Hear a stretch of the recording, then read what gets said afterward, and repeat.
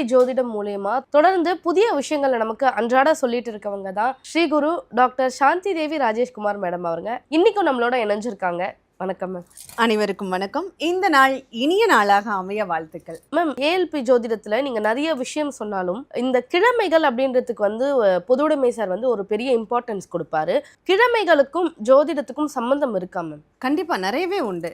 எதுவுமே இந்த கிழமைகள் வாரத்துல 7 நாட்கள்ங்கிறதா நம்ம முக்கியமா பார்த்து அன்றாட வாழ்க்கையிலேயே பயன்படுத்தக்கூடிய ஒரு நிகழ்வு இல்லையா? திங்கக்கிழமை வந்துட்டா நம்ம எவ்வளோ சுறுசுறுப்பாக இருக்கோம், சனிக்கிழமை வந்துட்டா ஆகா நாளைக்கு ஞாயிற்றுக்கிழமை லீவ் ஆச்சு அப்படிங்கிற மாதிரி போயிடுறோம். அதே மாதிரி நம்ம வாழ்க்கையில் நம்ம பிறக்கும் போது உள்ள அந்த கிழமை ரொம்ப முக்கியத்துவம் வாய்ந்தது. நம்ம என்னைக்கு பிறக்கிறோமோ அந்த கிழமைக்குள்ள அந்த கிரகமானது நம்மளை இயக்கும் அப்படின்னு சொல்லலாம். அதனுடைய வைப்ரேஷன் தான் நமக்குள்ள அதிகமாகவே இருக்கும். ஏன்னா அந்த முதல்ல அந்த கிழமையின் அதிபதியை தான் நம்ம வரமா வாங்கிட்டு வர்றோம் அப்படின்னு சொல்லலாம். நம்மளை பஞ்சபூதங்கள் இயக்குறது அப்படிங்கிற மாதிரி பஞ்சாங்கம் அப்படிங்கிற அந்த ஒரு 5 அங்கங்கள் தான் இயக்குது. அதில் முதன்மையானது இந்த நாள் அப்படின்னு சொல்லக்கூடிய இந்த கிழமை தான்.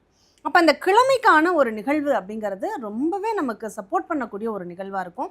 அதனால தான் பிறந்த கிழமையில எதுவும் பண்ணாதீங்க, மொட்டை அடிக்காதீங்க அப்படின்லாம் கூட சொல்லுவாங்க.